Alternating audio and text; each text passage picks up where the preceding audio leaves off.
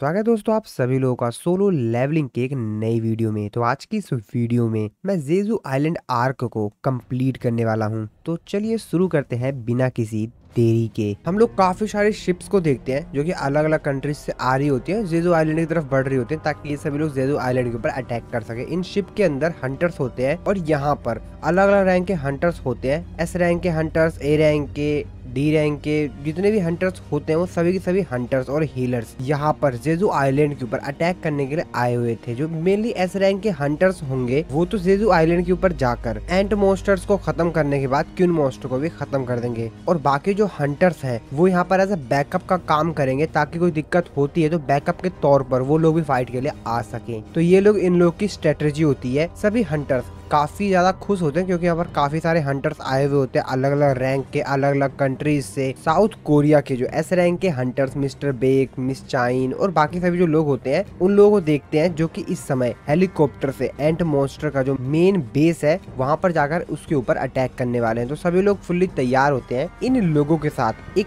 A rank का Hunter भी जा रहा होता है जो कि असल में यहाँ पर पूरी ये लोग जो भी फाइट वगैरह करेंगे उसको पूरी फिल्मिंग करेगा, यानी उनकी फिल्म बना के शूट वगैरह करेगा और लाइव टेलीकास्ट लोगों को दिखाया जाएगा। जिसके बाद मिस्टर बेग उनसे हाथ मिलाते हैं और उससे बोलते हैं, उससे पूछते वगैरह कि तुम लोग क्या कैसे करने वाले हो। जिसके बाद उसको मिस्टर बेग को बताता है कि बेसिकली मैं यहाँ पर पूरी जो फुटेज वगैरह होगी वो अपने एडिटिंग टीम को भेजूंगा जो कि असल में 10 मिनट का डिले करने के बाद लोगों को दिखाएगी। तो वो लोग वहाँ पर एडिट करेंगे और यहाँ पर फिल्टर वगैरह करने के बाद वो एकदम लाइव टेलीकास्ट दिखा देंगे। मिस्टर बेग कहते हैं कि मेरे को तो विश्वास ही नहीं हो रहा है कि हम लोगों के साथ इतने ज्यादा डेंजरस मिशन में एक कैमरामैन भी आया है। आखिरकार मिस्टर को सोच क्या रहे हैं। इसके बाद ये सभी लोग यहाँ पर और भी थोड़ी बहुत बातचीत करते हैं। जिसके बाद वो ए रैंक का हंटर होता है कैमरामैन, उसको अभी भी थोड़ा बहुत तो डर लग ही रहा होता है। हाँ, हालांकि वो एक ए रैंक का हंटर है लेकिन फिर भी इतने ज्यादा बड़े रेड पे जाना जहाँ पे एस रैंक के हंटर्स भी थोड़े से डर रहे हैं। मिस्टर बेग उससे कहते हैं कि तुमको नर्वस होने की जरूरत नहीं है। शायद हम लोगों के साथ कैमरामैन इसलिए भेजा गया होगा क्योंकि उन लोगों को लगता है कि ये जो 4th रेड मिशन होने वाला है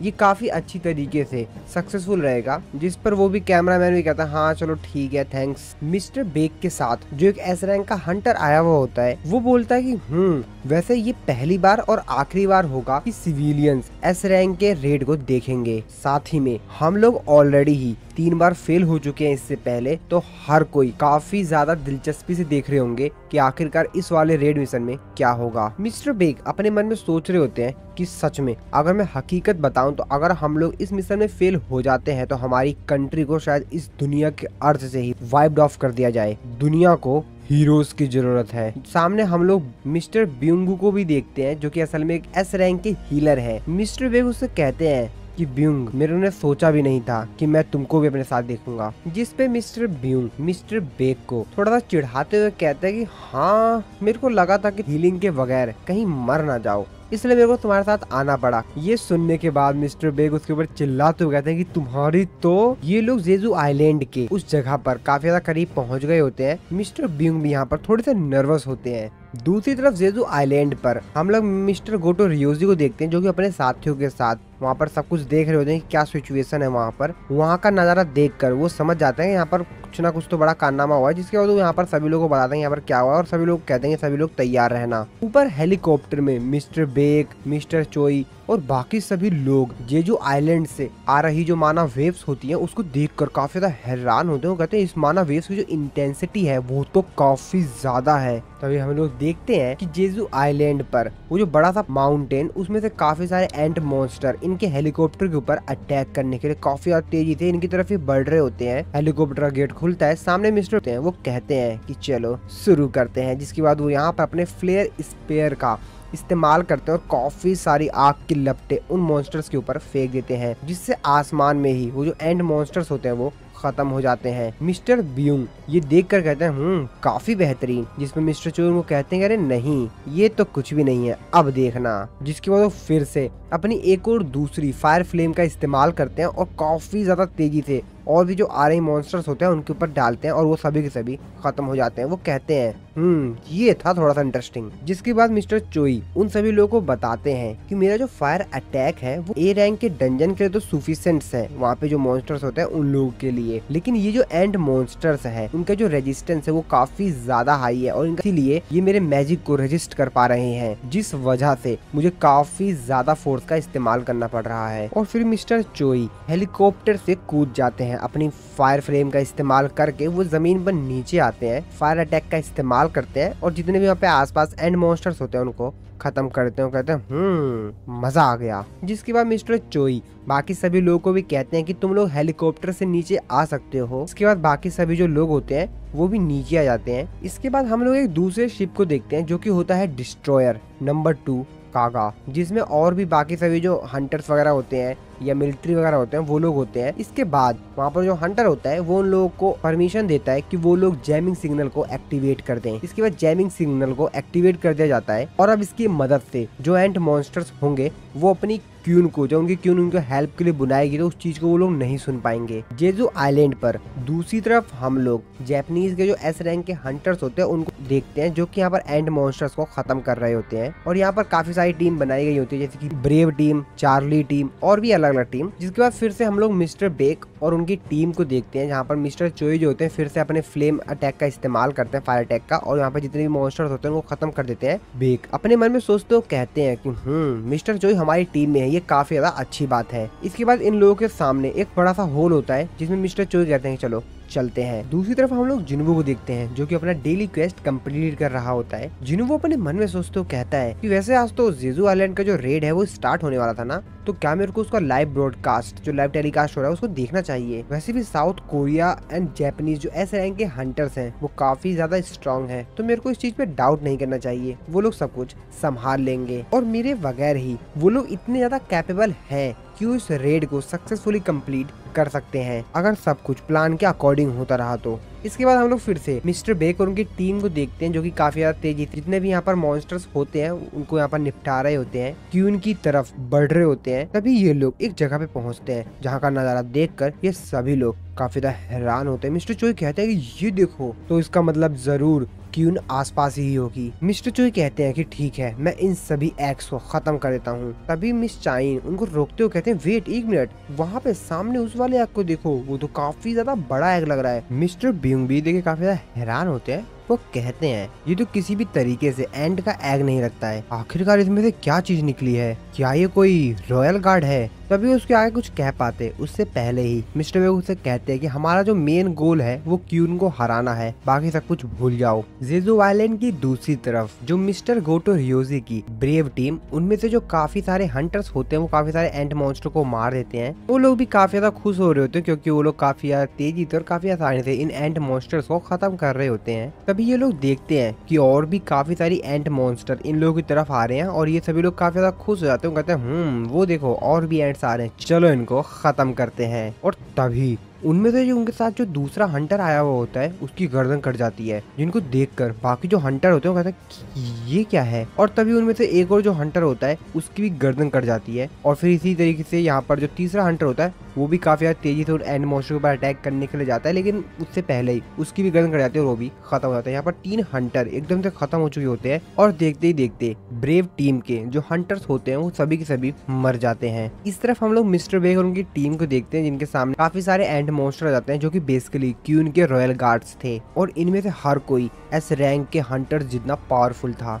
मिस्टर बेक, मिस चाइन, मिस्टर चोई, बाकी सभी लोग मिलकर यहाँ पर जितने भी मॉन्स्टर्स आ रहे होते हैं, रॉयल गार्ड्स होते हैं, इन सभी को खत्म कर रहे होते हैं। असल में ये जो रॉयल गार्ड्स होते हैं ये जो बाकी रेगुलर एंड्स मॉन्स्टर्स हैं उनसे काफी ज्यादा अलग हैं क्योंकि इनमें से हर एक बहुत ही ज्यादा ताकतवर है। तभी यहाँ पर जो मिस्टर बीइंग होते हैं वो उन सभी लोगों से कहते हैं कि अरे तुम लोगों को डरने की जरूरत नहीं है, मैं यहाँ पर तुम लोगों को बैकअप देने के लिए तैयार हूँ। क्योंकि मिस्टर बीइंग जो थे वो भी एक हंटर है, हालांकि वो एक एस रैंक के हीलर है, लेकिन फिर भी उनको हंटिंग जो टेक्निक्स है वो आती है और इसीलिए वो थोड़े बहुत मॉन्स्टर्स को तो संभाल ही सकते हैं। मिस्टर बीइंग इन लोगों को रोकते हैं, इसके बाद वो अपनी बुक निकाल कर मंत्र पढ़ते हैं और फिर यहाँ पर हीलिंग मैजिक का इस्तेमाल करके इन सभी को हील कर देते हैं और एक तरह से ये इनके चारों तरफ एक प्रोटेक्शन भी हो जाती है, जिससे कि अब ये लोग उन एंड मॉन्स्टर से अच्छे से लड़ सकें। सभी लोग काफी ज्यादा खुश होते हैं क्योंकि सभी लोगों को ऐसा लग रहा होता है कि हमको सिर्फ रिफ्रेश फील नहीं हो रहा है, हमको ऐसा लग रहा है कि हम तो और भी ज्यादा ताकतवर हो गए हैं। उनके सामने काफी सारे रॉयल गार्ड्स होते हैं। मिस्टर चोई कहते हैं हम में से हर कोई लगभग 10 एंड को संभालेगा। मिस्टर ब्यूंग कहते हैं मेरे पास ए रैंक की कॉम्बैट स्किल है, तो चिंता करने की जरूरत नहीं है,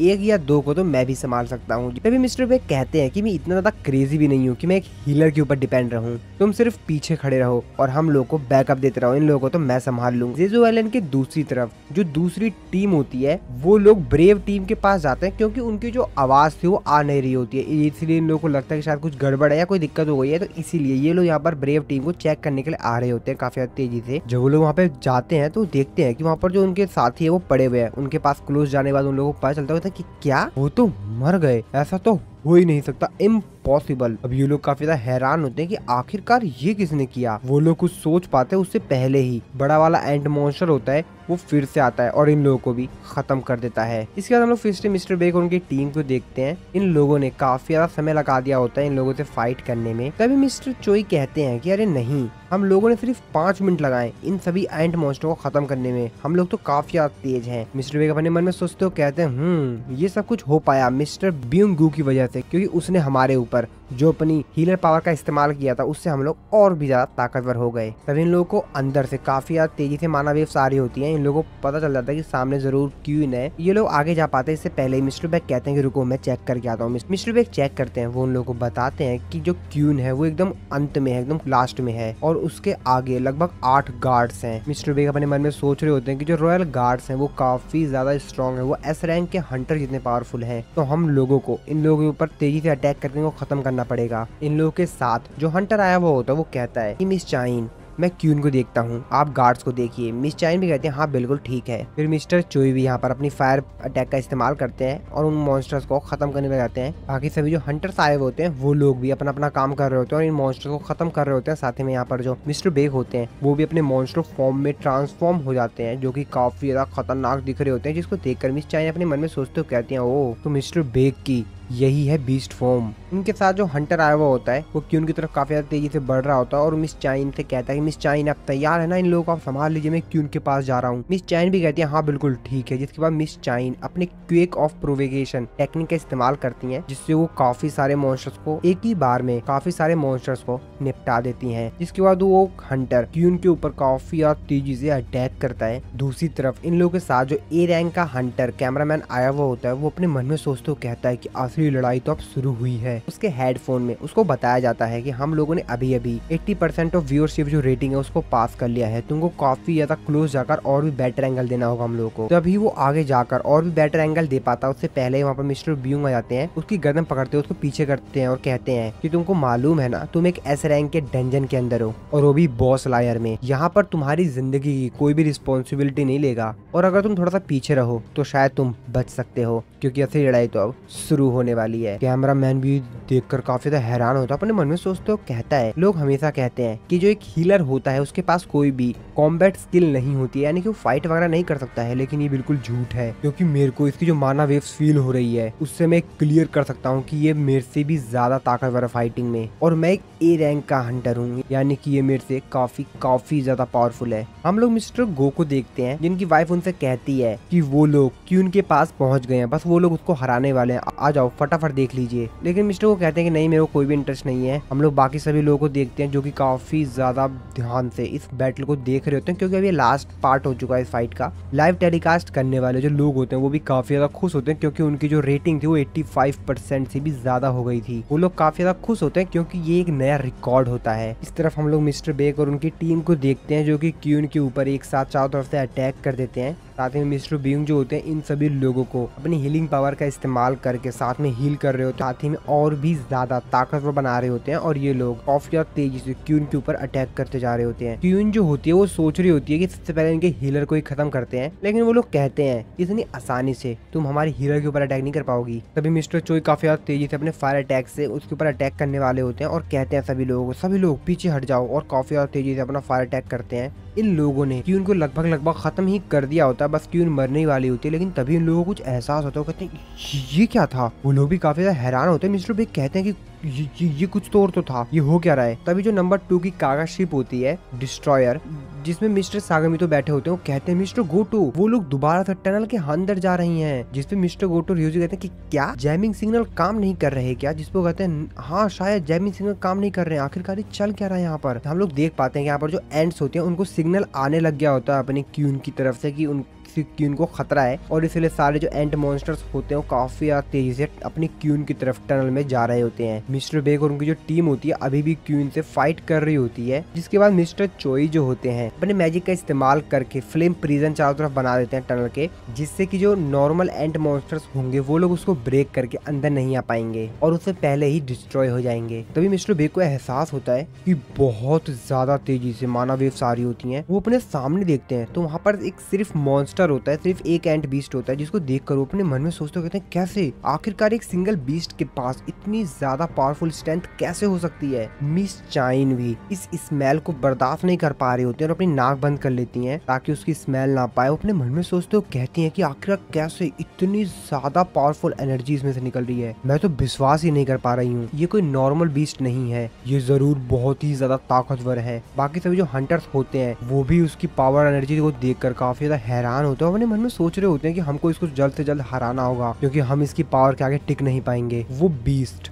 अपनी क्यून के पास जाता है। ये बाकी सभी लोग देख के काफी ज्यादा हैरान होते हैं कि आखिरकार ये कर क्या रहा है। तभी वो लोग देखते हैं कि वो जो अपनी क्यून है उसको कंज्यूम कर गया है, जिसकी वजह से उसके अंदर अपनी क्यून की जो ताकत है वो भी आ गई है। और जैसे ही मिस चाइन खड़ी होती है वो काफी ज्यादा तेजी से मिस चाइन की तरफ जाता है और उनको घायल कर देता है। मिस चाइन काफी ज्यादा घायल हो जाती है। जिसके बाद ये बीस्ट एक एक करके जितने भी यहाँ पर हंटर्स होते हैं, चाहे वो मिस्टर बेक हो और बाकी सभी जो हंटर्स, उनके ऊपर अटैक करता है और उन लोगों को काफी ज्यादा घायल कर देता है। वो लोग भी देखे काफी ज्यादा हैरान होते हैं कि आखिर कैसे एक बीस्ट इतना ज्यादा पावरफुल कैसे सकता है। मिस्टर चोई भी अपनी पावर का इस्तेमाल करते हैं, फ्लेम पावर का, लेकिन उससे भी उसको कोई फर्क नहीं पड़ता है और वो मिस्टर चोई को उल्टा घायल कर देता है। सभी लोग ये देखे काफी ज्यादा हैरान होते हैं कि आखिरकार कैसे एक बीस्ट एस रैंक के हंटर से भी ज्यादा ताकतवर हो सकता है। मिस्टर ब्यूंग ये सब कुछ देखकर काफी ज्यादा हैरान होते हैं। जिसके बाद वो अपनी पावर का इस्तेमाल करते हैं और अपने चारों तरफ एक सेल्फ डिफेंस बना लेते हैं और बाकी सभी जो हंटर्स होते हैं उनको भी हील कर उनके चारों तरफ सेल्फ डिफेंस बना देते हैं। और इसके बाद ये लोग हंटर फिर से यहाँ पर उस बीस्ट के ऊपर अटैक करते हैं। बीस्ट समझ जाता है कि सबसे पहले इस हीलर को निपटाना पड़ेगा। सबसे पहले वो इन हंटर्स को घायल करता है और मिस्टर ब्यूंग के पास जाता है काफी ज्यादा तेजी से और मिस्टर ब्यूंग को खत्म कर देता है। मिस्टर बेक ये देखकर काफी ज्यादा हैरान होते हैं, चिल्लाते हुए कहते हैं मिन ब्यूंग नहीं, और उनकी आंखों के सामने ही मिस्टर बिंग मर जाते हैं। मिस्टर बेक काफी ज्यादा गुस्से में उस बीस्ट की तरफ काफी ज्यादा तेजी से उसको मारने के लिए जाते हैं, लेकिन वो बीस्ट उनको ही पकड़ लेता है और मिस्टर बेक समझ जाते हैं कि वो कुछ नहीं कर पाएंगे और वो मिस्टर ब्यूंग के साथ बिताए हुए हर उस पल को याद करते हैं। और उस पल को भी याद करते हैं जब मिस्टर ब्यूंग और मिस्टर बेक कैफे में बात कर रहे थे। मिस्टर ब्यूंग ने कहा था कि एज अ हंटर उनको उतना अच्छा नहीं लगता है, वो एक टीचर बन जाएंगे, हिस्ट्री के टीचर, और भी बाकी सब कुछ जो भी उन्होंने यहाँ पे बातचीत की थी। जिसके बाद ये एंट बीस्ट इन लोगों को कहता है तुम सभी लोग कमजोर हो, मेरी क्वीन हार गई और तुम्हारे साइड के सारे सोल्जर्स को मारना ये काफी नहीं है। तुम्हारा किंग कौन है? जिसपे मिस्टर बेक कहते हैं क्या किंग? हम लोग बाकी सभी हंटर्स को देखते हैं, जैसे मिस चाइन वो तो घायल पड़ी होती हैं, बेहोश हो गई होती हैं। मिस्टर चोई जिनके शरीर में से खून निकल रहा था वो भी काफी ज्यादा घायल हो गए होते हैं और बाकी सभी लोग भी काफी ज्यादा घायल हो गए होते हैं। यहाँ पर जो सोल्जर होता है जो कि सब कुछ रिकॉर्ड कर रहा होता है उसकी भी हालत काफी ज्यादा खराब हो गई होती है, वो भी बहुत ज्यादा डर गया होता है। तभी वो एंट बीस्ट कहता है कि बाहर तुम्हारा किंग लगता है बाहर है, मेरे को बाहर से बहुत ही ज्यादा स्ट्रॉन्ग प्रेजेंस आ रही है, वो बाहर ही है। और इसी लोग काफी ज्यादा तेजी से वहाँ से उड़कर बाहर चला जाता है। ये सभी लोग यहाँ पर काफी ज्यादा घायल होते हैं। मिस्टर बेक कहते हैं बाहर क्या ये मिस्टर गोटो योजो के पास गया है? मिस्टर बेक अपने मन में सोचते कहते हैं कि हम लोग यहाँ पर इस तरीके से बैठे नहीं रह सकते हैं, हम लोग को यहाँ से बाहर निकलना होगा इससे पहले कि वापस आ जाए। तभी वो आसमान में देखते हैं तो यहाँ पर जो टनल के अंदर बाकी सारे जो एंट्स होते हैं वो आ रही होती हैं। कहते हैं नहीं यार ये एंट्स फिर से आ गई। हम लोग बाहर मिस्टर गोटो रियोजी की जो लास्ट टीम होती है उसको देखते हैं। मिस्टर गोटो रियोजी उनसे बात कर रहे होते हैं। वो लोग कह रहे होते हैं कि मेरे को बाकी जो दोनों टीम्स हैं उनके सिग्नल्स नहीं आ रहे हैं, उनसे बातचीत नहीं हो पा रही, जाकर देखो क्या हो रहा है वहाँ पर। टीम ब्रेवो रिस्पॉन्ड नहीं कर रही है, साथ में जो दूसरी टीम है वो भी रिस्पॉन्ड नहीं कर रही है, मैं भी उसी जगह पे आ रहा हूँ। मिस्टर गोटो रियोजी की जो लास्ट टीम होती है वो उनको बताती है कि हमारे जो काफी सारे हंटर्स हैं वो हमको मरे पड़े पाए हैं यहाँ पर। हाँ ये बात सही है, तभी मिस्टर गोटो रियोजी किसी दूसरे से बात करते हैं कहीं पर। वहाँ पे जो बंदा होता है वो उनसे पूछता है तो क्या साउथ कोरिया की जो टीम है वो क्यून से लड़ रही है, क्या वो अभी क्यून से लड़ रही है? जिस पर वो कहते हैं हाँ बिल्कुल, अभी थोड़े समय पहले ही हमको पता चला है कि जो जैमिंग सिग्नल है उसमें इशू आ गया है। जो एंट मॉन्स्टर्स हैं वो अपनी क्यून की जान बचाने के लिए क्यून की तरफ काफी तेजी से बढ़ रहे हैं। और मेरे एक्सपीरियंस के हिसाब से साउथ कोरिया के हंटर्स इतने ज्यादा ताकतवर नहीं हैं, लड़ पाए तो उनके जो बचने के चांसेस हैं वो 0% हैं। इसके बाद ये लोग थोड़ी और बातचीत वगैरह करते हैं। तभी मिस्टर गोटो रियोजी एहसास करते हैं कि कुछ चीज काफी तेजी से उनकी तरफ आ रही है। वो कहते हैं कि संभल के। उससे पहले ही वो कुछ बोल पाते, वहाँ पर उनके जो बाकी हंटर्स होते हैं उनमें से एक हंटर की गर्दन कट जाती है। तभी एंट बीस्ट जो होता है वहाँ पर आ जाता है और मिस्टर गोटो रियोजी कहता है कि क्या तुम ही हो किंग? मिस्टर गोटो रियोजी अपने मन में सोचते हुए कहते हैं ये तो इंसान है उतरे बोल पा रहा है। जिस पर वो कहते हैं हाँ मैं ही हूँ किंग, वैसे तुमने ये पूछा क्यों? तभी मिस्टर गोटो रियोजी को ये जो बीस्ट होता है उसकी काफी तेजी से जो माना वेव्स होती है उसकी सेंस होती है। कहते हैं कि आखिरकार इसकी जो पावरफुल मैजिक है वो इतनी ज्यादा अजीब क्यों है? ये फीलिंग मेरे को एक बार पहले आ चुकी है। हाँ मैं जब मिला था सांग जिनवू से। हम लोग टनल के अंदर देखते हैं मिस्टर बेक और उनकी टीम को, जो कि काफी ज्यादा थक गए होते हैं और काफी ज्यादा उनकी हालत खराब होती है। मिस्टर चोई अपनी फ्लेम पावर का इस्तेमाल करके छोटी छोटी बबल्स बना के एंड मॉन्स्टर को हराने की कोशिश कर रहे होते हैं, लेकिन वो ज्यादातर काम नहीं कर पा रही होती हैं। मिस्टर बेक मिस्टर चोई से कहते हैं मिस्टर चोई अपनी फ्लेम का इस्तेमाल कीजिए, उनको खत्म कीजिए। जिसमें मिस्टर चोई कहते हैं कि अगर मैंने ऐसा किया तो यहाँ पर जितनी भी ऑक्सीजन है वो खत्म हो जाएगी और फिर हम लोग भी खत्म हो जाएंगे। मिस्टर बेक भी अपने मन में सोचते हुए कहते हैं कि हर कोई यहाँ पर काफी ज्यादा ही इंजर्ड है। बीइंग होता तो अपना पूरा बेस्ट देता कि हमारे जो हील्स हैं उनको कम से कम थोड़ा बहुत तो हील कर पके, लेकिन अब कुछ नहीं हो सकता। हम सब लोगों में से मिस्टर चोई ही हैं जो कि अपना बेस्ट दे पा रहे हैं। ये भी अपनी फ्लेम का इस्तेमाल करके एंड को डिफीट नहीं कर पाएंगे। क्या हम लोग इसी तरीके से मर जाएंगे? इन लोगों ने उम्मीदें छोड़ दी होती हैं कि अब तो बचने का कोई चांस नहीं, लेकिन तभी हम लोगों को जिन्वू का यहाँ पर एक शैडो सोल्जर दिखता है जो कि इन एंड मॉन्स्टर से लड़ने के लिए आता है और इनको रोक लेता है। जिसको देखकर सभी लोग काफी ज्यादा हैरान होते हैं, कहते हैं ये क्या है, एक ब्लैक सोल्जर, आखिरकार ये चीज क्या है? अब ये लोग तो काफी ज्यादा हैरान होते हैं। दूसरी तरफ हम लोग जिन्वू को देखते हैं जिसको कि एहसास हो गया होता है कि कुछ तो गड़बड़ है और फिर जिन्वू बोलता है एक्सचेंज। उसी सोल्जर को देखते हैं जो कि यहाँ पर वीडियो रिकॉर्डिंग करने के लिए आया हुआ होता है। वो काफी ज्यादा डर गया होता है क्योंकि उसके सामने मॉन्स्टर आ गया होता है और उसको देखकर उसका पूरा शरीर कांप गया होता है, उसके पूरे शरीर से पसीने छूट रहे होते हैं। उस सोल्जर को खत्म करने के लिए उसकी तरफ काफी ज्यादा तेजी से बढ़ रहा होता है और वो सोल्जर भी समझ गया होता है कि अब उसका अंत बहुत ही ज्यादा करीब है, वो मरने वाला है। लेकिन वो जो अटैक एंट मॉन्स्टर ने उसके ऊपर करा होता है वो तो उसको लगता ही नहीं। देख कर वो काफी ज्यादा हैरान होता है और जब वो अपनी आंख उठा के देखता है तो सामने जिन्वू का एक शैडो सोल्जर होता है जिसने उस मॉन्स्टर को खत्म कर दिया होता है। अब ये देखकर वो बंदा तो और भी ज्यादा हैरान होता है कि अब ये कौन आ गया है।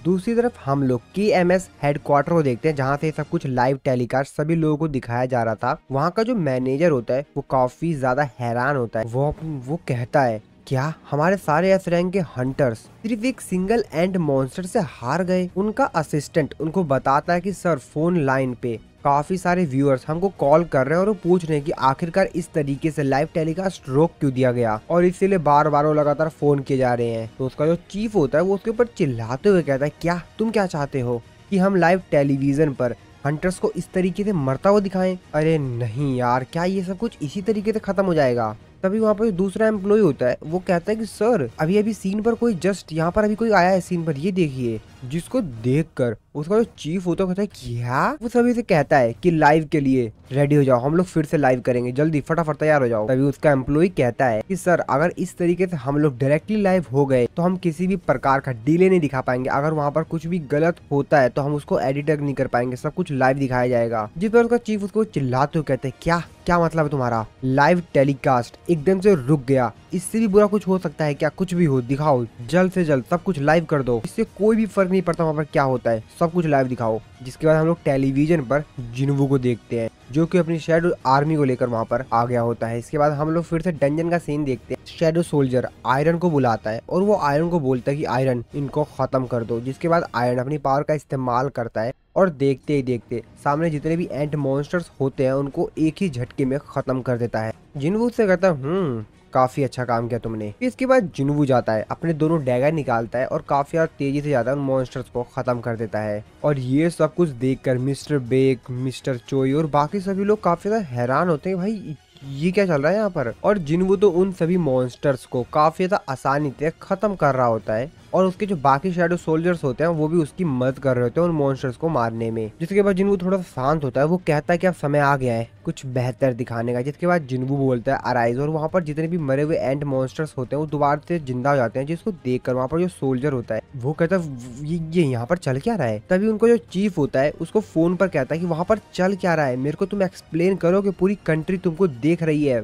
जिस पर अपने चीफ से कहता है कि मुझे खुद नहीं पता यहाँ पर क्या चल रहा है। एंट मॉन्स्टर्स एक दूसरे से ही क्यों लड़ रहे हैं। तो एक्चुअल में यहाँ पर जो कुछ एंट मॉन्स्टर्स होते हैं वो तो जिन्होंने शैडो सोल्जर्स में कन्वर्ट कर लिया होता है, इसीलिए वो दूसरे एंट मॉन्स्टर्स को खत्म कर रहे होते हैं। लेकिन इस बंदे को या बाकी किसी को भी कुछ समझ ही नहीं आ रहा होता कि ये एक दूसरे के ऊपर की फाइट कर रहे हैं, एक दूसरे की लड़ाई कर रहे हैं लोग। जिसके बाद जिन्वू बाकी सभी जो लोग होता है उनसे कहते हैं कि फटाफट सभी लोग इधर आओ। अपने इन्वेंट्री में से एक लिक्विड निकालता है और उन सभी लोगों से कहता है कि ये लो फटाफट सभी लोग जल्दी पी लो, मैं आपको सब कुछ बाद में एक्सप्लेन करूंगा। फटाफट सभी लोग जैसे उस लिक्विड को पीते हैं वो सभी लोग तुरंत से हील हो जाते हैं और फिर से वो लोग नॉर्मल हो जाते हैं। जिसको देखकर वो सभी लोग काफी ज्यादा हैरान होते हैं, कहते हैं क्या हम लोग इतनी तेजी से हील कैसे हो गए। तभी जिन्वू मिस चाइन के पास जाता है क्योंकि अभी भी वो बेहोश हुई होती है और उनको होश नहीं आया हुआ होता है। जिन्वू कहता है कि इनको होश इसीलिए नहीं आया है क्योंकि इनकी जो इंजरीज है वो काफी ज्यादा सीरियस है और इसीलिए मैं अपनी एबिलिटीज का इस्तेमाल करके इनको हील नहीं कर सकता हूँ, हमको एक हीलर की जरूरत होगी। जिन्वू अपने मन में सोच रहा होता है कि धीरे धीरे मिस चाइन कमजोर होती जा रही हैं।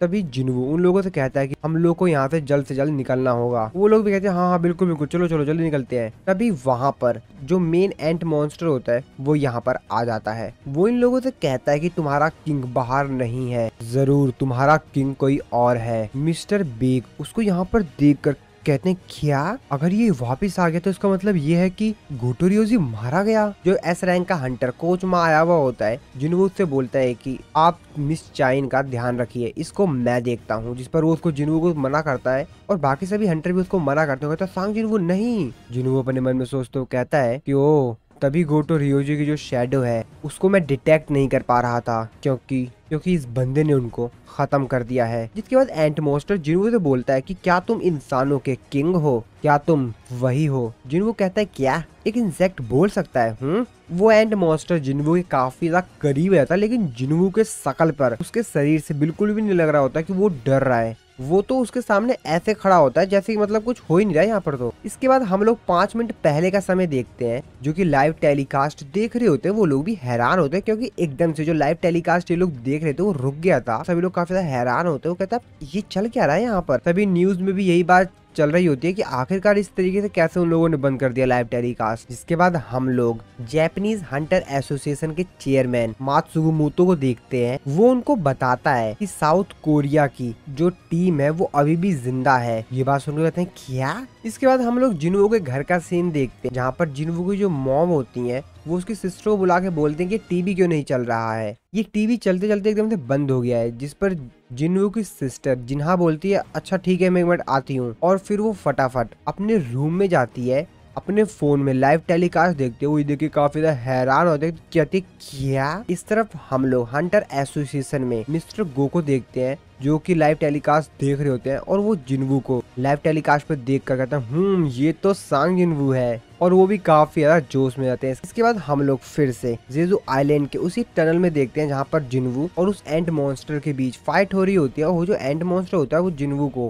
काफी ज्यादा तेजी से अटैक कर रहा होता है उसके ऊपर और काफी ज्यादा घायल कर दिया होता है। सभी लोग ये देखकर काफी ज्यादा हैरान होते हैं। कहते हैं क्या आखिरकार वो कैसे इससे लड़ेगा। वो मॉन्स्टर जिन्वू काफी ज्यादा तेजी से एक पंच हिट करता है जिसकी वजह से चारों तरफ धुआं धुआं छा जाता है और वो मॉन्स्टर कहता है कि तुम कमजोर हो, तुम एक किंग नहीं हो सकते। बाकी सभी लोग भी कहते हैं क्या जिन्वू, अब क्या हुआ जिन्वू को। और जब धूल हटती है तो हम लोग देखते हैं जिन्वू को जो कि सही सलामत होता है, जिसको देखकर बाकी सभी लोग के भी मुंह खुले रह जाते हैं। जिन्वू थोड़ा सा यहाँ पर घायल हुआ था और फिर जिन्वू अपने स्किल द कमांडर टच को एक्टिवेट करता है। ये जो एंट मॉन्स्टर था वो भी जिन्वू को देखकर काफी ज्यादा हैरान था। बाकी सभी लोग तो हैरान थे पर ये एंट मॉन्स्टर उन सबसे ज्यादा हैरान था। जिसके बाद जिन्वू अपने स्किल का इस्तेमाल करके उसको बहुत तेजी से पंच मारता है और वो मॉन्स्टर काफी काफी ज्यादा दूर जाके गिरता है। और अब ये वाला सीन देखकर बाकी सभी जो यहाँ पर हंटर्स और यहाँ पर जो सोल्जर आया हुआ होता है वो भी भाई हैरान होते हैं। उन लोगों के मुंह आंख कान सबके सब भाई खुले खुले रहते हैं। कहते हैं कि ये क्या है भाई।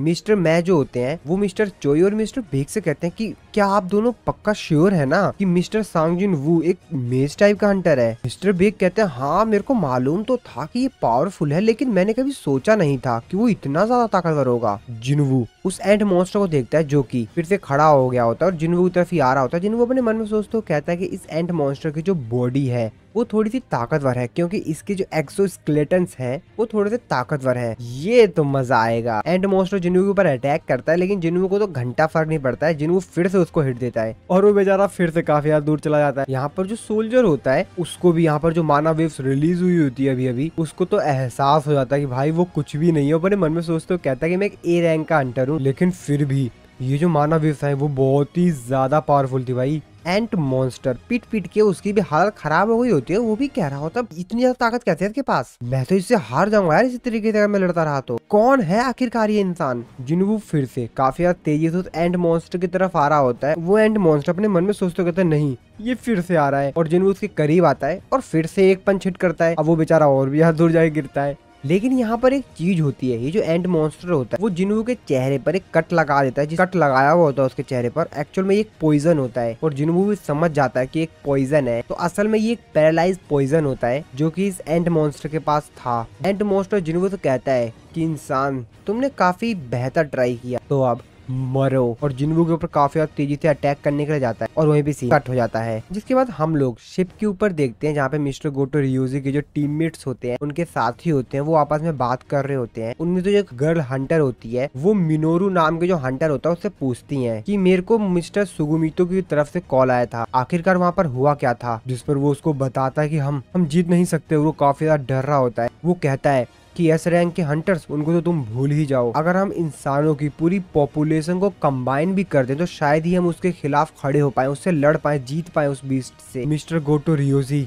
वो भी नहीं। और ये बात सुनने के बाद वो हंटर कहती है क्या क्या मतलब है तुम्हारा। जिस पर वो कहता है कि उसे कोई भी नहीं रोक सकता, मिस्टर गोटो रियोजी भी नहीं रोक पाए। वो हंटर फिर वहां से कहते हैं कि क्या क्या बकवास कर रहे हो, ऐसा नहीं हो सकता। तभी वो लोग आसमान में एक एरोप्लेन को देखते हैं, जिसको देखते हुए वो बोलते हैं असली प्रॉब्लम तो अब स्टार्ट हुई है। तो फिर से हम लोग डंजन के अंदर का सीन देखते हैं जहाँ पर जिनवू एंट मॉन्स्टर के उस अटैक को रोक लेता है। ये देखकर अब वो मॉन्स्टर फिर से हैरान होता है कि भाई ये क्या बंदा है। फिर क्या जिनवू फिर से उसको एक पंच हिट करता है। वो बेचारा और भी दूर जाके गिरता है। अब वो बेचारा भी पिट पिट के ना उसकी हालत खराब हो गई होती है। अब वो भी कंफ्यूज होता है भाई ये क्या है। साथ ही में जिनवू ने अपनी स्किल का इस्तेमाल करके जो एंट मॉन्स्टर उसके चेहरे पर पॉइजन लगाया हुआ होता है उसको भी जिनवू डिटॉक्सिफाइड कर देता है। जिनवू अपने मन में सोचते हुए कहता है कि मैं बता सकता हूँ कि ये जो बीस्ट था वो पहले तो हैप्पी था, काफी ज्यादा खुश था क्योंकि उसने मेरे चेहरे पर पॉइजन लगा दिया था, लेकिन अब इसकी शक्ल देखकर मेरे को लगता है कि ये बेचारा नाराज है। और ऐसा सिर्फ इसीलिए हो पाया है क्योंकि मेरी जो सेंस स्टेट्स है वो काफी ज्यादा बढ़ गई है। मैं इस एंट के इमोशंस को उसको भी फील कर सकता हूँ, और इसको देखकर मैं ये श्योर हूँ कि ये बहुत ही ज्यादा नर्वस है।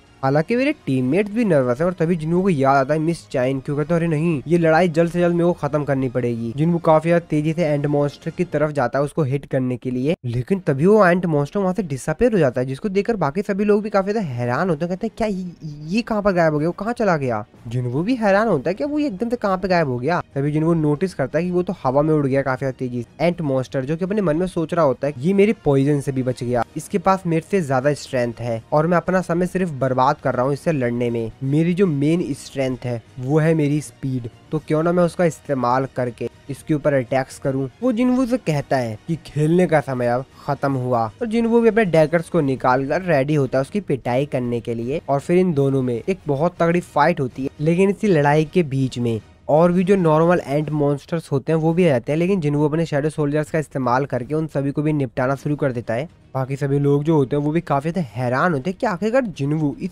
तरीके से इतने सारे शैडो सोल्जर्स को किस तरीके से समन कर पा रहा है। और इन लोगों से भी ज्यादा जो हैरान होता है वो होता है बेचारा एंट मॉन्स्टर। अब वो बात समझ ही नहीं पा रहा होता है कि आखिरकार यहाँ पर चल क्या रहा है। वो अपने मन में सोच रहा होता है कि मुझे तो समझ ही नहीं आ रहा है, मैं जब से पैदा हुआ हूँ मैं ही सबसे ज्यादा ताकतवर था, मेरे सामने जो भी आया मैं उसे कंज्यूम कर गया और मेरी कोई भी लिमिट नहीं थी कि आखिरकार मैं कितना ज्यादा ताकतवर बन सकता हूँ। मैं ही किंग था। आखिरकार क्यों अगर मेरे को जिंदा रहना होगा तो मेरे को इसको खत्म करना होगा। और फिर वो मिस्टर ब्यूंग की जो हीलिंग एबिलिटीज होती है उसका इस्तेमाल करता है। जिन्हों भी अपने मन में सोचते हो कहता तो ये मिस्टर मिन ब्यूंग का हीलिंग एबिलिटी का इस्तेमाल कर रहा है। मैंने ऐसा पहला बीस्ट देखा है जो कि अपने अपोनेंट की स्किल को एब्जॉर्व कर सकता है, पर जिन्हों को इससे क्या ही फर्क पड़ना था। जिन्हों फिर से जाता है और उसकी गंदी वाली पिटाई करता है और इस बार पिटाई करने के साथ साथ जिन्हों उसको खत्म भी कर देता है। जिन्हों को सिस्टम उसको नोटिफाई करके बताता है कि तुमने जो एनिमी है उसको हरा दिया है और तुम्हारा लेवल अप हुआ है। तभी मिस्टर वेग चिल्लाते हुए कहते हैं कि मिस्टर सांग जिनवू, मिस चाइन को देखिए। मिस चाइन की हालत काफी ज्यादा खराब हो रही होती है। जिन्हों कहता है अरे नहीं शेट यार, मैंने ज्यादा समय ले लिया उसको हराने में। जिन्हों अपने मन में सोच रहा होता है कि मेरे को जल्द से जल्द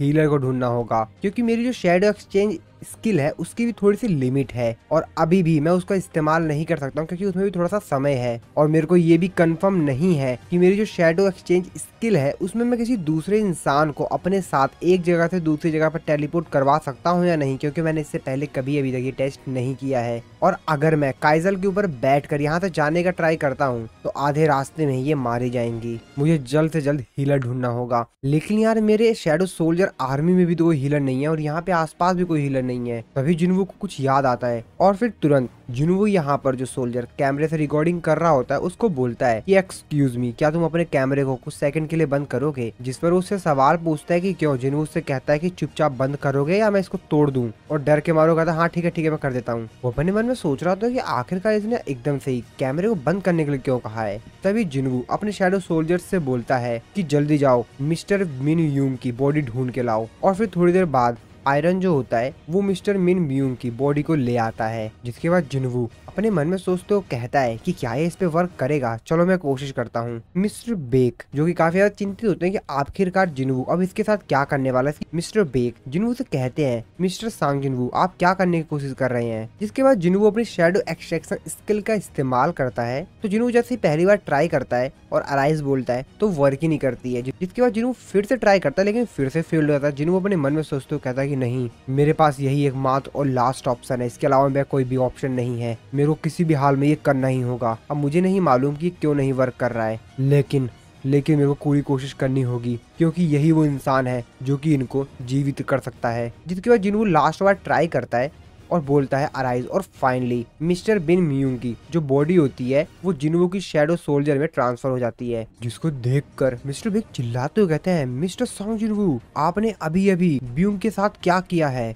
क्या आपके पास पावर है कि आप मरे हुए को कमांड दे सकते हैं। और देखते ही देखते मिन ब्यूंग जो होता है वो जिंदा हो जाता है, लेकिन वो एक शैडो सोल्जर होता है जिन्वू का। बाकी सभी लोग भी देख के काफी ज्यादा हैरान होते हैं। मिस्टर चोई कहते हैं ये क्या है, ये तो मरे हुए को कमांड दे रहा है। मिस्टर मै कहते हैं तुम कोई ऑर्डिनरी समनर नहीं हो, ये तो जरूर है, तुम तो कुछ अलग ही हो। तभी मिस्टर बिन यूंग की जो शैडो सोल्जर बॉडी होती है वो तुरंत मिस चाइन के पास जाती है और उनको हील करना शुरू कर देती है। ये सब कुछ देखकर मिस्टर वेग भी थोड़े से इमोशनल हो जाते हैं। वो अपने मन में सोचते कहते हैं कि क्या ब्यूंग उनको हील कर रहा है। मिस्टर बेक जिन्वू से ये पूछने के लिए जिन्वू के पास जाते हैं, लेकिन जिन्वू उनसे बोलता है कि मैं आपसे बताने वाला था कि मिस्टर बिन यूंग काफी ज्यादा अच्छे इंसान हैं, उनका दिल काफी अच्छा है। मैंने उनसे बोला नहीं, मैंने वो कोई भी कमांड नहीं दिया, उन्होंने तुरंत जाकर मिस चाइन को हील करना शुरू कर दिया। वो काफी अच्छे इंसान है। ये बात सुनने के बाद मिस्टर बेक भी काफी ज्यादा इमोशनल हो जाते हैं और वो अफसोस करने के अलावा कुछ भी नहीं कर सकते हैं क्योंकि अब मिस्टर ब्यूंग मर चुके हैं। कैमरा मैन जो होता है वो अपने मन में सोचते कहता है कि भाई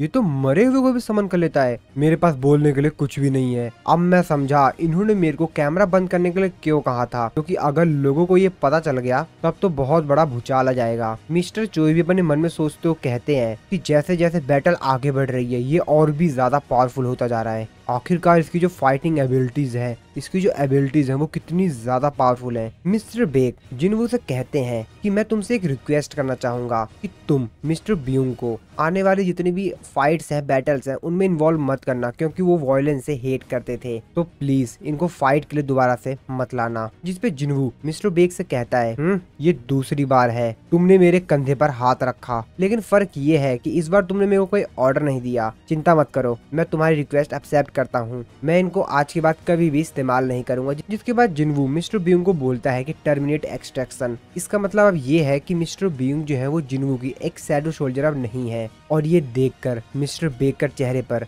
एक स्माइल आती है और फिर मिस्टर बीइंग भी वहाँ से चले जाते हैं। मिस्टर बेक जिनवू को इस चीज के लिए थैंक्स बोलते हैं। इसके बाद यहाँ पर हेलीकॉप्टर आता है इन सभी लोगों को वापस ले जाने के लिए। जिसके बाद जिनवू मिस्टर बेक से कहता है कि मेरे को थोड़ा सा और समय लगेगा, मैं बाकी जो काम पीछे छूट गए हैं उसको फिनिश करके आ जाऊँ। मिस्टर बेक भी कहते हैं कि ठीक है, जैसी तुम्हारी मर्जी। तभी वो आसमान में देखते हैं तो काफी सारे जो यहाँ पर एंट मॉन्स्टर्स होते हैं वो उड़ के यहाँ से जा रहे होते हैं। मिस्टर बेक कहते हैं क्या ये लोग अभी तक खत्म नहीं हुए क्या? जिनवू कहता है अरे यार ये भी है क्या, चलो कोई नहीं, अभी मैं इन लोगों को खत्म कर देता हूँ। जिसके बाद जिनवू यहाँ पर अपने शैडो सोल्जर कैजल को बुलाता है और कैजल पे बैठ जाता है। वो मिस्टर बेक से कहता है कि ठीक है बाद में मिलते हैं और फिर वहाँ से उड़ के चले जाता है। इसको देखकर मिस्टर बेक तो काफी ज्यादा हैरान होते हैं। हम लोग कैजल को देखते हैं जो कि यहाँ पर काफी ज्यादा तेजी से जितने भी एंट मॉन्स्टर्स उसकी रेंज में आ रहे होते हैं उनको सभी को निपटा रहा होता है। इसके बाद शिप नंबर 177 को दिखाया जाता है जहाँ पर गोटो रियोजी के जो टीममेट्स होते हैं वो सभी लोग उस बंदे से अभी भी पूछ रहे होते हैं। वो तो अभी भी बहुत ही ज्यादा परेशान होता है, डरा हुआ होता है। वो कहता है वो मॉन्स्टर बहुत ही ज्यादा खतरनाक था, तुम लोग समझ नहीं पाओगे क्योंकि तुमने उसको देखा नहीं कि उस बास्टर्ड ने किस तरीके से मिस्टर गोटो रियोजी को मार दिया। ऐसा कोई भी तरीका नहीं है कि हम उससे जीत पाए, ये रेड फेल्ड हो गई और इस वर्ल्ड में कोई भी ऐसा हंटर नहीं है जो उस बीस्ट को हरा पाए। तभी मिस्टर सागोमितो उससे कहते हैं कि चुप रहो, इतनी चिंता क्यों कर रहे हो, और वैसे भी जेजो आइलैंड की जो रेड है वो पहले ही खत्म हो चुकी है। ये बात सुनकर कहते हैं क्या? तभी यहाँ पर एक एम्प्लॉय आता है, वो बोलता है कि काफी सारी एंड्स आ रही हैं। वो कहता है क्या अभी भी कुछ बाकी रह गए हैं? जो बाकी सभी यहाँ पे शिप्स होती हैं वो सभी लोग लड़ाई के लिए तैयार होती हैं। इसके बाद हम लोग जिनवू को देखते हैं जो कि डंजन के अंदर वापस जाता है, वहाँ पे जितने भी एक्स होते हैं उसको खत्म कर देता है। साथ ही में यहाँ पर जितने भी एंट मॉन्स्टर बचे हुए होते हैं अपने शैडो सोल्जर की मदद से उन लोगों को भी निपटा देता है। जिनवू भी काफी ज्यादा खुश होता है। जिसके बाद जिनवू अपनी इन्वेंट्री में से एक बहुत बड़ी तलवार निकालता है और एक ही झटके में यहाँ पर आसपास जितने भी मॉन्स्टर्स होते हैं, जितने सब कुछ बचा हुआ होता है, उन सभी को खत्म कर देता है। जिनवू कहता है ये तो कमाल की है यार,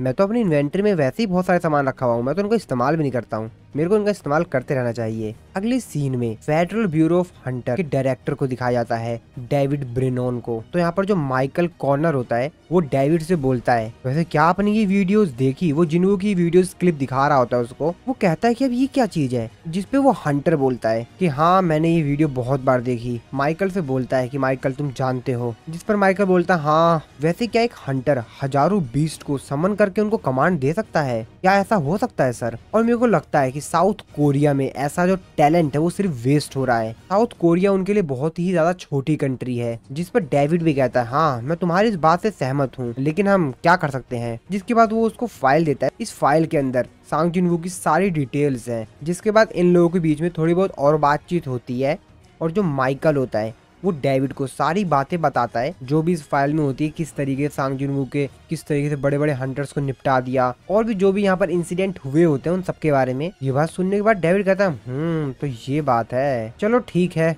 देखते हैं क्या कर सकते हैं। इसके बाद हम लोग फिर से जिनवू को देखते हैं डंजन के अंदर, जो कि फाइनली अब लेवल 100 पर पहुंच गया होता है। और फिर जिनवू यहाँ पर आसपास जितने भी एंट मॉन्स्टर्स पड़े हुए होते हैं उनको भी अपने शैडो सोल्जर्स में ऐड कर रहा होता है। जिनवू एक मॉन्स्टर के पास जाकर जब उसकी शैडो को एक्सट्रैक्ट कर रहा होता है वो कहता है यार ये इतना ज्यादा अंधेरा क्यों हो गया? तभी वो देखते हैं तो कहता है अच्छा तो मैं इसकी शैडो को एक्सट्रैक्ट कर रहा था, शायद इसलिए ऐसा हुआ हो, या शायद एक्सट्रैक्शन फेल्ड हो गया। तभी पीछे से आवाज आती है आई एम बैक। जिनवू कहता है ये तो काम कर गया। जिनवू का सिस्टम उसको बताता है कि शैडो एक्सट्रैक्शन जो है सक्सेसफुल हुआ। जिनवू कहता है ओह मुझे कुछ सेकंड के लिए तो लगा कि ये चीज फेल हो गई, लेकिन ऐसा कुछ भी नहीं हुआ। और सभी जो यहाँ पे मॉन्स्टर्स होते हैं वो जिनवू के एक शैडो सोल्जर के रूप में ट्रांसफर हो गए होते हैं। और इन एंट मॉन्स्टर का जो बॉस होता है, मेन एंट मॉन्स्टर जो कि सबसे ज्यादा ताकतवर था, उसको भी जिनवू अपने शैडो आर्मी में ऐड कर लेता है। उसके बाद वो जिनवू से बोलता है कि मेरे किंग मेरे को मेरा नाम दीजिए। जिनवू थोड़ा सा सोच विचार करता है, कहता है यार अब इसका नाम क्या दूं? इसका नाम बेरू सही रहेगा। जिसके बाद जिनवू उसको बताता है कि तुम्हारा नाम बेरू है। बेरू भी अपना नाम सुनने के बाद कहता है थैंक यू मेरे मास्टर। जिनवू जो क्वीन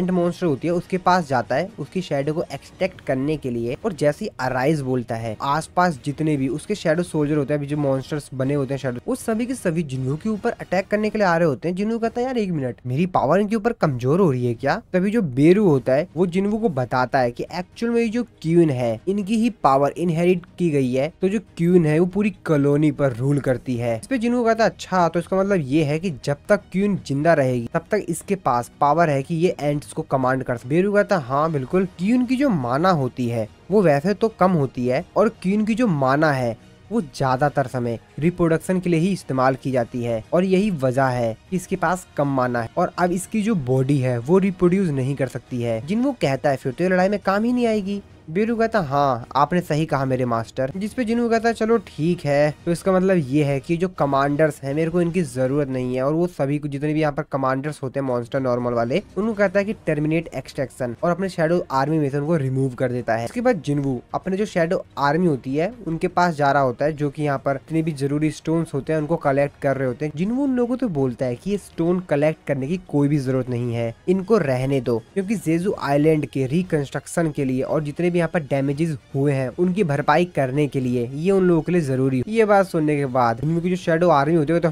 मजा आ गया, बहुत बढ़िया। जिन्वू वहाँ पर जो बेरूज का कॉर्प्स होता है उसको उठाता हुआ कहता ये मेरे लिए काफी है, बस इसे रख लेता हूँ। उसके बाद जिन्वू बेरू से पूछता है कि बेरू वैसे तुमको क्या मालूम है यहाँ पर कितने सारे एंट्स थी? बेरू उनको बताता कि हाँ अटैक से पहले यहाँ पर 8700 थी और अप्रोक्सीमेट जो 4000 है वो सर्वाइव कर गई मेरे मास्टर। जिन्वू अपने मन में सोचते हुए कहता हो इसका मतलब ये है कि मेरे को बैटल में थोड़ा सा पहले आना चाहिए था, उनमें से थोड़ी बहुत जिंदा रह गए। जिन्वू उससे बोलता है कि वैसे क्या तुम बाकी जो बचे हुए एंड मॉन्स्टर है उनको खत्म कर दोगे? फिर बेरू बोलता है अगर आपका ये ऑर्डर है तो बिल्कुल मेरे मास्टर, मैं आपका काम कर दूंगा। हम लोग शिप पे बाकी सभी हंटर्स को देखते हैं जो कि आसमान की तरफ उड़ने वाली एंट्स मॉन्स्टर को देखकर काफी ज्यादा हैरान होते हैं। कहते हैं जल्दी फायर करो, और वो सभी लोग उन लोगों के ऊपर अटैक करते हैं ताकि उन लोगों को खत्म कर सके। सभी लोग मिलकर एक दूसरे की हेल्प कर रहे होते हैं, उन सभी मॉन्स्टर्स को खत्म कर रहे होते हैं। ये लोग आसमान में देखते हैं तो जो एंट मॉन्स्टर होते हैं वो अपने आप ही मर रहे होते हैं, कट रहे होते हैं बीच। ये देखकर वो लोग हैरान होते हैं, कहते हैं क्या ये अपने आप ही कैसे मर रहे हैं, इनको कौन मार रहा है और वो भी इतनी ज्यादा तेजी से? आखिरकार ये क्या चीज है, आखिरकार इस धरती पर चल क्या रहा है? तभी हम लोग देखते हैं कि असल में ये सब कुछ तो कैजल कर रहा होता है, जिसके ऊपर जिन्वू बैठा हुआ होता है और कैजल काफी ज्यादा स्पीड से उन सभी मॉन्स्टर्स को खत्म कर रहा होता है।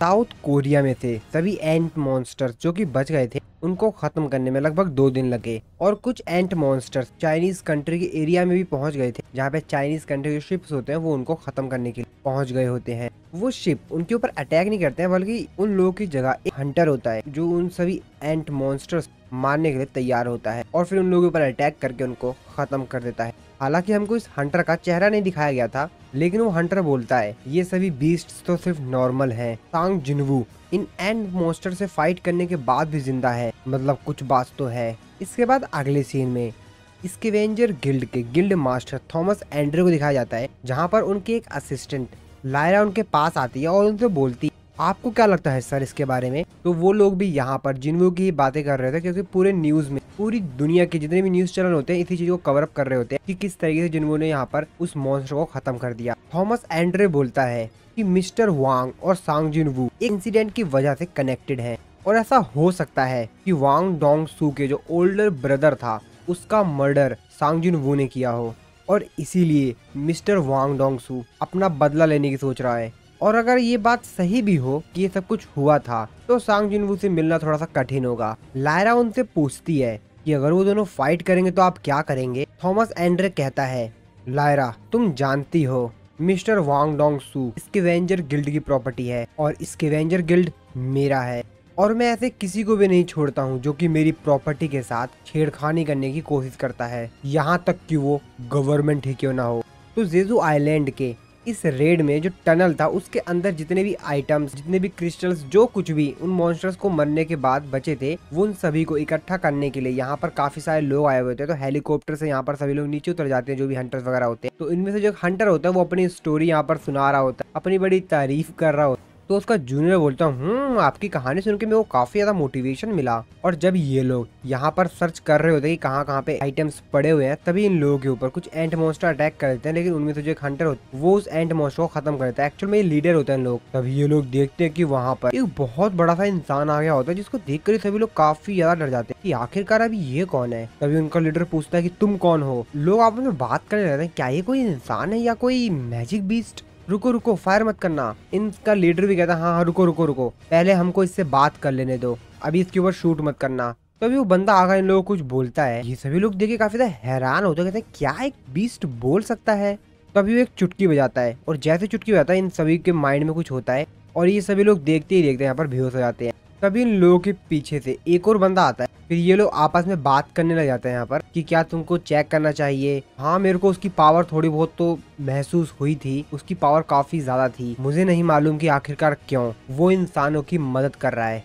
तभी जो मैजिक बीस्ट टाइप का जो यहाँ पर बंदा होता है वो कहता है कि मुझे भी नहीं मालूम कि उसके दिमाग में क्या चल रहा है, और अगर तुम इतने ज्यादा क्यूरियस हो रखे हो तुम खुद क्यों नहीं जाके पूछ लेते हो। और ये जगह कितनी ज्यादा यहाँ पर बदबू आ रही है। वो जो ब्लू कलर वाला एलियन होता है वो बोलता है कि हंट तो शेड्यूल के हिसाब से शुरू होगा, कुछ भी चेंज नहीं होगा। और वहाँ पर थोड़ा सा यहाँ पर मैजिक करता है और सामने एक पोर्टल ओपन हो जाता है। जाते जाते वो उस बंदे से कहता है कि इस प्लेस को जितना जल्दी हो सके छोड़ दो, ये अब तुम्हारे हाथ में है कि तुम्हें क्या करना है। और ऐसा कहकर फिर वहां से चला जाता है। जिसके बाद ये बंदा यहाँ पर थोड़ा बहुत सोचता विचारता है, फिर कहता है चलो ठीक है मैं भी चलता हूँ यार, यहाँ पर तो मेरे को वैसे भी कुछ नहीं मिल रहा है और कोई काम की चीज मेरे को दिख भी नहीं रही यहाँ पर। और फिर जेजू आइलैंड की रेड के खत्म होने के कुछ दिनों बाद का सीन देखते हैं। तो आज यहाँ पर जो लोग जेजू आइलैंड के रेड में मरे थे उन लोगों को श्रद्धांजलि देने के लिए सभी लोग आए हुए होते हैं। जिन्वू भी आया हुआ होता है और सभी लोग जिन्वू के ही फोटो खींच रहे होते हैं। जिन्वू अब काफी ज्यादा फेमस हो गया था, हर जगह जिन्वू की ही बातें चल रही थी। काफी सारे लोग कह रहे थे कि जिन्वू ने बहुत ही बेहतर किया। मैं तो उसकी स्किल्स देख के काफी ज्यादा हैरान था। मैं तो सोच भी नहीं सकता कि आखिरकार कैसे कोई इतने सारे बीस्ट को समन कर सकता है। हम लोग पिछले 10 साल से इन एंट से फाइट कर रहे थे पर हम जीत नहीं पाए, और जिन्वू देखो किस तरीके से आया, उसने खत्म कर दिया। ये तो काफी बेहतर इंसान है। और भी काफी सारे लोग इसी तरीके से बातें कर रहे होते हैं, क्योंकि लोगों ने जब जिन्वू एस रैंक का हंटर बना था उसके बाद से पहली बार उसको एक्शन में देखा था कि जिन्वू की स्किल्स क्या है, वो किस तरीके से लड़ता है। और इसी वजह से काफी सारे लोग उसके फैन भी बन गए हैं। लोग बातें कर रहे होते हैं कि क्या इसको एक नेशनल लेवल का हंटर मान लेना चाहिए, क्योंकि जिस तरीके से फाइट स्किल्स थी, जिस तरीके से ये उतने पावरफुल एंड मॉन्स्टर से लड़ा, वो तो काफी ज्यादा अमेजिंग थी। और भी इसी तरीके से इंटरनेट पे बातचीत चल रही होती है, जिन्वू के बारे में लोग बात कर रहे होते हैं। और जैसा कि अच्छाई के साथ साथ बुराइयां भी आती हैं, तो काफी सारे लोग जिन्वू की तारीफ भी कर रहे थे, लेकिन काफी सारे लोग उसको क्रिटिसाइज भी कर रहे थे। उसको क्रिटिसिज्म भी झेलना पड़ रहा था। लोग बातें कर रहे थे कि क्या होता अगर जिन्वू रेड में काफी समय पहले ही आ गया होता, या वो शुरुआत से ही रेड में रहता, तो शायद हम लोग काफी अच्छे लोगों को बचा सकते थे। गोटो, रियोजी, मिन ब्यूंग, इन सब लोग नहीं मरते। आखिरकार जिन्वू ने रेड को बीच में ही क्यों ज्वाइन किया? अगर वो शुरुआत से सब कुछ कर लेता तो काफी सारे लोगों की जान बचाई जा सकती थी। शायद इन सारे लोगों की जान जाती भी नहीं। और भी लोग कई प्रकार की बातें कर रहे थे जिन्वू के बारे में। काफी सारे जो लोग हैं वो जिन्वू के सपोर्ट में भी थे, लेकिन काफी सारे लोग उसके अगेंस्ट भी थे। लोगों ने काफी सारे लोगों को गवाया था। और जब जिन्वू ब्यूंग को श्रद्धांजलि देकर वापस आ रहा होता, तभी रास्ते में मिस्टर बेग जिन्वू से बोलते हैं कि जिन्वू, मेरे को लगता था कि एक सिंगल हीरो कभी भी युद्ध को खत्म नहीं कर सकता अपने दम पर, लेकिन मैंने जो अभी रिसेंटली देखा, तुमने मुझे गलत साबित कर दिया। Thank you जिन्वू।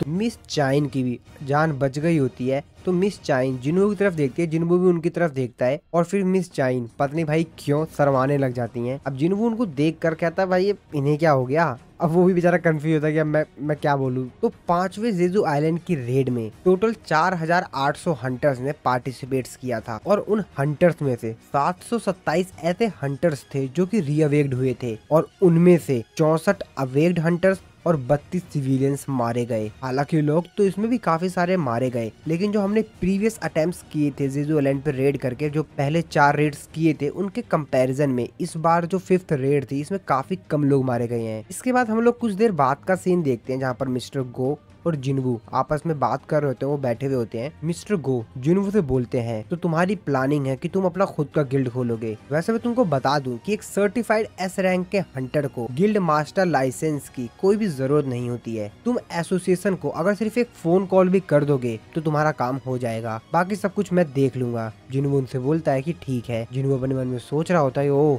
तो एस रैंक के हंटर होना काफी ज्यादा फायदेमंद है। मिस्टर गो जिन्वू से बोलते हैं कि क्या वैसे तुम जेजू आइलैंड के चारों तरफ कोई बैरियर कास्ट कर सकते हो। इस पे जिन्वू बोलता है बैरियर पर क्यों? मिस्टर गो उसको बताते हैं कि जब हमने सोल्जर्स एंड हंटर्स को वहाँ पर डंजन को क्लियर करने के लिए भेजा था तो उन्होंने वहाँ पर काफी सारे स्टोन्स और काफी सारी जो कीमती चीजें थी उसको इकट्ठा तो कर लिया, लेकिन जब वो सब कुछ कर रहे थे उसी दौरान वो लोग बेहोश हो गए। और ऐसा नहीं था कि वो कमजोर हंटर्स थे, वहाँ पर ए रैंक के और बी रैंक के हंटर्स भी थे। मुझे नहीं मालूम ऐसा क्या हुआ, लेकिन वहाँ पर कुछ उन लोगों के साथ ऐसा हुआ। अब मुझे एग्जैक्टली उन लोगों ने कुछ नहीं बताया। वो लोग बता रहे थे उन लोगों को एक्चुअल में कुछ भी याद ही नहीं था। वो लोग बता रहे थे कि वो लोग हर वो चीज भूल गए जो भी बेहोश होने से पहले हुई थी उनके साथ, और जब वो दोबारा होश में आए तो वो उससे पहले की हर एक चीज भूल चुके थे, उनको बस उसके बाद का याद था। तो इसलिए मेरे को लगा कि क्यों ना हम वहाँ पर चारों तरफ उस आइलैंड के कोई बैरियर लगा दे ताकि हम लोग को इन फ्यूचर कोई भी दिक्कत ना हो, जिसमें जिन उनको बताता है कि नहीं मैं ऐसा कुछ नहीं कर सकता हूँ। मिस्टर को कहते हैं चलो ठीक है,